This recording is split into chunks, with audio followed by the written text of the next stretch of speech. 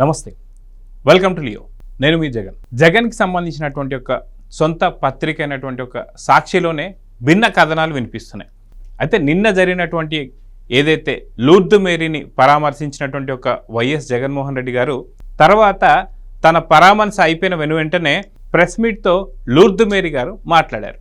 అయితే ఏం మాట్లాడారు ఏంటి అనేది పక్కన పెడితే ఈరోజు సాక్షిలో ఏం రాశారు అనేది మనం చూసుకుంటే, ఏదైతే జగన్ ఏటుగా ఉన్నటువంటి ఒక సింగయ్య హత్య కేసు ఏదైతే ఉందో దీనిపైన విచారణ జరుగుతున్నటువంటి ఒక హైకోర్టులో దీన్ని అసలుకి మేము జోక్యం చేసుకోలేమని చెప్పి జగన్ గారిని ఎలా పెడతారని చెప్పేసి అసలు కేసుని కొట్టేయాలా అన్నట్టు మాట్లాడినట్టుగా ఉంది సాక్షి. కానీ వాస్తవానికి ఇది 2 వారాలు మాత్రమే వాయిదాని అయితే పెట్టారు.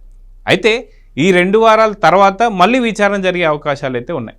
వాస్తవానికి చెప్పుకోవాలంటే సింగయ్య దాదాపు జూన్ 18, 2025 చనిపోయాడు. అది ఎందుకు అంటే జగన్ ఏదైతే సత్తెనపల్లి టూర్ ఏదైతే ఉందో దాంట్లో నాగమల్లేశ్వరరావు అనేటువంటి బెట్టింగ్ యాప్లు కాసి జూన్ 6వ తారీఖున విషం తాగి జూన్ 9వ తారీఖు 2024 అంటే సంవత్సరం గడిచిపోయిన తర్వాత నాగమల్లేశ్వరరావు ఎందుకు గుర్తొచ్చాడో తెలియదు, కానీ ఆ యొక్క పర్యటనలో వెళ్తూ దాదాపు 3 బలిగొన్నాడు వైఎస్ జగన్మోహన్ రెడ్డి.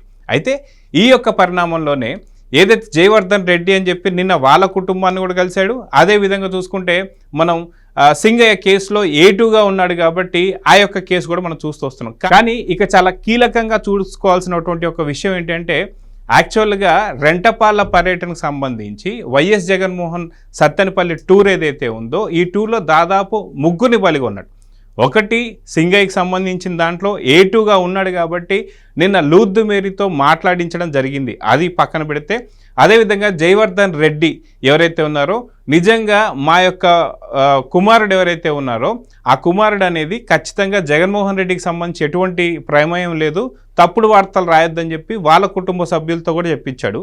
ఇది పక్కన పెడితే 3వ వ్యక్తి వచ్చేసి తెల్లజర్ల మధు. అయితే తెల్లజల మధు వచ్చేసి ఒక టీడీపీకి సంబంధించినటువంటి ఒక నాయకుడు ఇన్ఛార్జ్ కొడుకు అని చెప్పి తెలుస్తుంది.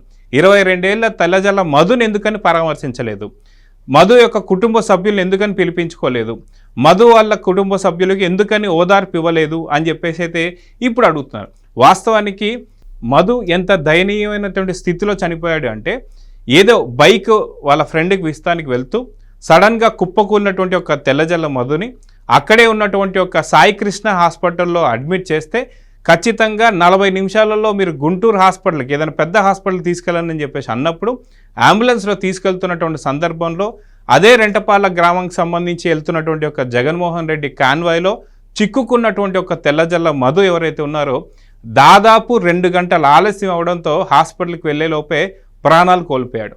మరి సింగయ్య నీ కారు కింద పడి చనిపోయాడు, అది ఆ కేసులో నువ్వు ఏటుగా ఉన్నావు కాబట్టే వాళ్ళ ఇంటికి పిలిపించుకొని వాళ్ళతో ఏం మాట్లాడావు? దాదాపు 15 రోజులు అంటే దాదాపు జూన్ 18వ తారీఖున జరిగితే జూన్ 18 నుంచి జూలై 2వ తారీఖు దాకా తీసుకుంటే దాదాపు 15 రోజుల పాటు ఏం చేశావు అని చెప్పేసి లూర్దు మేరీని చాలామంది ప్రశ్నలు అడుగుతున్నారు.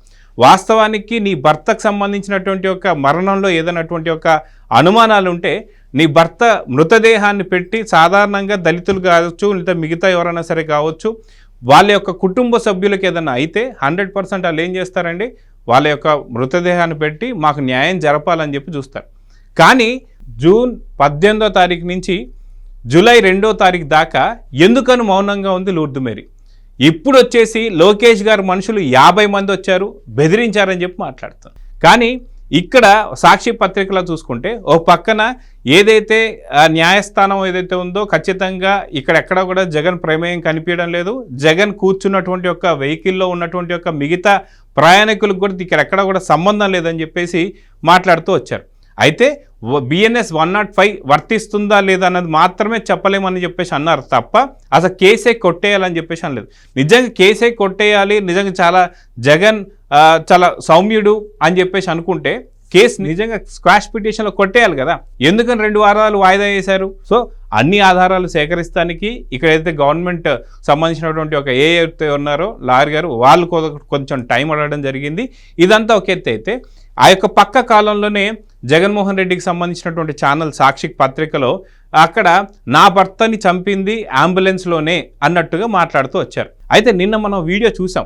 ఆ వీడియో కూడా తను ఏం మాట్లాడుతుంది, నేను ప్లస్ మా ఆయన సింగయ్య ఇద్దరం కలిసేసి జగన్మోహన్ రెడ్డి గారిని చూస్తానికి వచ్చాము. కానీ ఏదైతే జగన్మోహన్ రెడ్డి గారి కారు కింద నలిగిపోయినటువంటి ఒక సింగయ్య ఎవరైతే ఉన్నారో ఆయన కింద పడిన తర్వాత నాకు ఫోన్ చేశారంటుంది. ఇద్దరు కలిసి వచ్చిన తర్వాత ఒక దగ్గర లేకుండా దూరంగా ఎందుకున్నారు. సరే అది ఓకే. సరే ఒకవేళ జరిగిన తర్వాత తనకి ఎవరో ఫోన్ చేశారట. సో నిజంగా లూర్దు మేరీ దగ్గర ఫోన్ ఉందా అనేది ఒకటి చూసుకోవాలి. లూర్దు మేరీ దగ్గర ఫోన్ ఉంటే రావడం ఇమీడియట్గా రాకుండా ఎందుకని ఆలస్యమైంది? అదే కాక తను ఏం చెప్తుంది, చాలా చిన్న దెబ్బలు తగిలాయని చెప్తుంది. నిజంగా చిన్న దెబ్బలు తగిలాయని చెప్పి నీకు అనిపిస్తే నీ భర్తకి, వాస్తవానికి ఆయింట్మెంట్ రాసుకొని ఇంటికి తీసుకెళ్లకుండా అంబులెన్స్ కోసం ఎందుకని వెయిట్ చేశారనేది రెండో పాయింట్. ఇక్కడ ఇంకొక విషయం ఏంటంటే తనకి ఫోన్ చేసిన తర్వాత తను వచ్చిన తర్వాత అంబులెన్స్లో ఇక్కడ ఏదో జరిగిందని చెప్పేసి అని మాట్లాడుతుంది.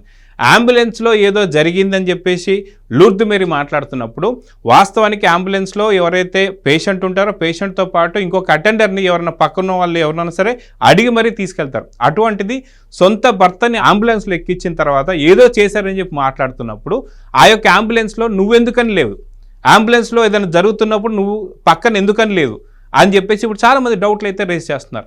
అదేవిధంగా చూసుకుంటే లోకేష్ గారు మనుషులు 50 మంది వచ్చారని చెప్పి మాట్లాడుతున్నారు. లోకేష్ గారికి సంబంధించినటువంటి మనుషులు 50 మంది వచ్చారు మీ ఇంటికి అంటే వాళ్ళేమి నడకనైతే రారు కదా. ఏ వెహికల్స్లో వచ్చారు, ఎన్ని వెహికల్స్లో వచ్చాయని చెప్పి కూడా ఇప్పుడు ఎంక్వైరీ అయితే స్టార్ట్ చేయాలి. ఇదంతా తీసి పక్కన పెడితే జగన్మోహన్ రెడ్డి తప్పుల మీద తప్పులు మళ్ళీ ఇంకా చేస్తున్నాడని చెప్పి అనిపిస్తుంది. ఎందుకంటే జూన్ 18వ తారీఖున రెంటపాళ్ళ పర్యటన వెళ్తున్నప్పుడు సింగయ్య దాదాపు 10:30-11 మధ్యలో ఈ యొక్క ఘటన జరిగిందని తెలిసిన తర్వాత ఇమీడియట్గా మధ్యాహ్నం లోపల ఏదైతే నల్లపాడు పోలీస్ స్టేషన్ కావచ్చు అక్కడ ఒక కారు వెళ్ళిపోయి అది దేవినేని అవినాష్ సంబంధించిన అనుచరుడు అని చెప్పి ఆ యొక్క కార్ నెంబర్ టాటా సఫారీ 0001 అని చెప్పేసి అని అది ప్రకటించడం జరిగింది. ఇది అయిపోయిన తర్వాత ఆ రోజు కూడా పోలీసులు తప్పుదో పట్టిస్తూ గుంటూరు ఎస్పీ ఎవరైతే ఉంటారో సతీష్ గారితో తప్పుడు వ్యాఖ్యలు మాట్లాడించారు. అక్కడ ఏమైనా ప్రెజర్ ఉందా అనేది కూడా ఒకసారి విచారించాలి. దీని తర్వాత ఎప్పుడైతే 22వ తారీఖు రాత్రి యొక్క వీడియో ఏదైతే కార్ కింద నలిగిపోతున్నటువంటి ఒక వైఎస్ జగన్ సంబంధించిన కార్ ఏదైతే ఉందో రమణారెడ్డి డ్రైవర్గా ఉన్నటువంటి ఒక కార్ నంబర్ 2349 అనేటువంటి ఒక బుల్లెట్ ప్రూఫ్ ఫార్చునర్ ఏదైతే ఉందో ఆ కార్ కింద నలిగిపోతున్నటువంటి ఒక సింగయ్యకి సంబంధించిన వీడియో బయటకు వచ్చిన తర్వాత ఇది ఫేక్ అండ్ ఏ డీప్ అని చెప్పేసి అని మళ్ళీ తప్పుదో పట్టించారు. ఫోరెన్సిక్ సంబంధించినటువంటి ల్యాబ్స్ ఏం తేల్చాయి, లేదు ఇక్కడెక్కడా కూడా 100% ఇది ఎక్కడ మార్ఫింగ్ కావచ్చు, ఇది ఎక్కడ కూడా ఎటువంటి ఎడిటింగ్ జరగలేదని చెప్పి చాలా క్లియర్గా చెప్పింది. ఇప్పుడు ఉన్నటువంటి ఒక జగన్మోహన్ రెడ్డికి ఉన్నటువంటి ఒక ఇంకొక కేసు ఏంటి అంటే ఇప్పుడు A2గా ఉన్నాడు, లూర్దు మేరీ మాత్రం ఉంది.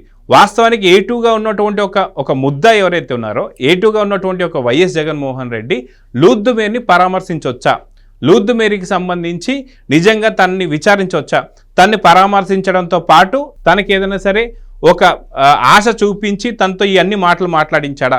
జూన్ 18వ తారీఖు జరిగిన దగ్గర నుంచి జూలై 2వ తారీఖు దాకా లూర్దు మేరీ ఎందుకు మాట్లాడలేదు? సో వైఎస్ జగన్మోహన్ రెడ్డి ఈ యొక్క సింగయ్యకు సంబంధించినటువంటి ఒక హత్య కేసుకు సంబంధించి ఖచ్చితంగా తప్పుల మీద తప్పులు చేస్తున్నాడేమో అనిపిస్తుంది. అది తెలిసే జరిగిందా తెలియకుండా జరిగిందా అనేది ఒక ఎత్తు అయితే వాస్తవానికి ఆయన మాజీ ముఖ్యమంత్రి. అదేవిధంగా చూసుకుంటే ఆ కారులో కూర్చున్నటువంటి ఒక ఎవరైతే ఉన్నారో పేర్ని నాని కావచ్చు, విడుదల రజనీ కావచ్చు, అదేవిధంగా చూసుకుంటే వైవి సుబ్బారెడ్డి కావచ్చు, వీళ్ళందరిపైన కూడా కేసు అయితే నమోదైంది. అయితే ఈ కేసుకు సంబంధించి వీళ్ళందరూ కూడా గతంలో మాజీ మంత్రులు, మాజీ ఎమ్మెల్యేలు వీళ్ళందరూ కూడా ఉన్నారు. సో వీళ్ళకి కనీస బాధ్యత లేదా? ఒక కుక్క పిల్లని తొక్కిచ్చినట్టు తొక్కిచ్చేసి పొదల్లో పడేసి వెళ్ళిపోవడం ఎంతవరకు చూడాలి? అది కాక అంబులెన్స్లో ఇప్పుడు ఏదో జరిగిందని చెప్పి ఒక కుట్ర. ఫస్ట్ జూన్ 18వ తారీఖు జరిగితే కార్ నంబర్ టాటా సఫారీ 0001 అని చెప్పేసి తప్పుదో పట్టించి దేవినేని అవినాష్ సంబంధించి అర్చరణ అది ఇంకొక తప్పుదో పట్టించడం. ఈ రోజు వచ్చేసి మళ్ళీ లూర్దు మేరీని వైఎస్ జగన్మోహన్ రెడ్డి ఆ యొక్క కేసులో ఉన్నాడు కాబట్టి తను కలవడం కూడా కరెక్ట్ కాదు. అటువంటిది తను కలవడం, కలిసి మళ్ళీ తనతోనే మళ్ళీ ఒక ప్రెస్ మీట్ పెట్టించి నాకు లోకేష్ గారి మీద అనుమానాలు ఉన్నాయని చెప్పి చెప్పడం, అది కాక 50 మంది వచ్చారని చెప్పి లెక్క పెట్టి చెప్పినట్టు చెప్పడం, ఇవన్నీ కూడా మనం చూసుకుంటూ వస్తుంటే ఖచ్చితంగా ఏదో జరగబోతుంది. ఈ యొక్క కేసులో ఒక అబద్ధం, ఒక తప్పు చేసినందుకు దాని మీద 100 అబద్ధాలు ఆడబోతున్నాడు వైఎస్ జగన్ అనేది చాలా క్లారిటీగా కనిపిస్తుంది. ఇక్కడ ఇంకొక పాయింట్ ఏంటంటే వాస్తవానికి సింగయ్యకి సంబంధించి పరామర్శ జరిగింది, మరి ఏం జరిగిందో తెలియదు. 15 రోజుల తర్వాత లూర్దు మేరీ ప్రెస్కి వచ్చి ఈరోజు మాటలు మాట్లాడడం ఎలా చూడాలని ఒక ఎత్తు అయితే, రెండో విషయం ఏంటి అంటే ఇక్కడ లూర్దు మేరీతో మాట్లాడారు. అదేవిధంగా చూసుకుంటే జయవర్ధన్ రెడ్డి వాళ్ళ కుటుంబ సభ్యులతో లేదు, నా కొడుకు మరణం పట్ల అనవసరంగా దీని ఒక రాద్ధాంతం చేస్తున్నారు, ఇది వైఎస్ జగన్మోహన్ రెడ్డికి ఎటువంటి సంబంధం లేని చెప్పిస్తున్నారు. కానీ తెల్లజల్ల మధు అనేటువంటి ఒక పిల్లోడు ఎవరైతే ఉన్నారో, బ్రెయిన్ డెడ్ అయినటువంటి పిల్లోడు, తనని ఎందుకని పరామర్శించలేదు?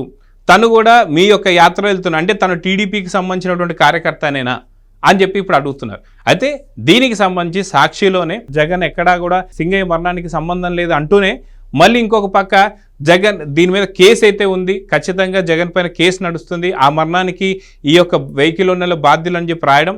ఇంకో పక్క లూర్దు మేరీ వచ్చేసి లేదు, లోకేష్ గారు 50 మంది మనుషులు వచ్చి నన్ను ఇబ్బంది పెట్టారు అని చెప్పేసి మాట్లాడడం.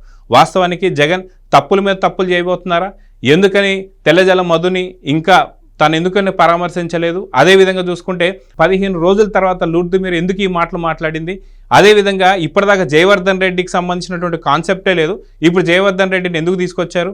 పక్కన రాసినటువంటి ఒక సాక్షిలో ఈ రాతలు బట్టి ఖచ్చితంగా ఎటువంటి స్టాండర్డ్స్ లేవు అనేది మాత్రం చాలా క్లారిటీగా అయితే అర్థమవుతుంది. కానీ జగన్మోహన్ రెడ్డి చేసిన ఒక తప్పుకి, ఒక అబద్ధానికి 100 అబద్ధాలు ఆడాల్సి వస్తుంది. ఇది చాలా క్లారిటీగా కనిపిస్తుంది. కానీ ఈ కేసులో మాత్రం జగన్మోహన్ రెడ్డి పూర్తిగా భూస్థాపితం కాబోతున్నాడంటే అవుననేటువంటి సమాధానాలు వస్తున్నాయి. ఏపీలో ప్రజలందరూ కూడా దీని గురించే మాట్లాడుతూ వస్తున్నారు. ఏఐ టెక్నాలజీ అని చెప్పేసి మాట్లాడినటువంటి ఆర్కే రోజా గారి ఎంత అబద్ధం అనేది ఫోరెన్సిక్ ల్యాబ్ నిరూపించింది. అదేవిధంగా ఆ రోజు జూన్ 18వ తారీఖు జరిగినటువంటి ఈ యొక్క ఇన్సిడెంట్ని లేదు నా కారే గుద్దింది, ఇది క్యాన్వాతో ఎటువంటి సంబంధం లేదని చెప్పేసి టాటా సఫారీ తీసుకెళ్లి పెట్టడం, అదొక రకమైనటువంటి ఒక పోలీసుల్ని తప్పుదో పట్టించడం. అయితే ఈరోజు మళ్ళీ లూర్దు మేరీ వచ్చేసి నిన్న మాట్లాడినటువంటి సందర్భాలు ఏవైతే ఉన్నాయో ఖచ్చితంగా జగన్మోహన్ రెడ్డి గారికి ఎటువంటి సంబంధం లేదు, ఆయన అండగా మాకు ఉన్నారని చెప్పేసి మాట్లాడడం ఏదైతుందో, తను పరామర్శించిన తర్వాత 15 రోజుల తర్వాత మాట్లాడడం ఏదైతుందో ఖచ్చితంగా ఇది కూడా ఒక తప్పుదో పట్టించేదే. ఇంకో 2 వారాల్లో ఈ కేసు ఇంకా ఎన్ని మలుపులు తిరిగిపోతుందో చూద్దాం. మరి నమస్తే. Please subscribe to Leo News for more videos.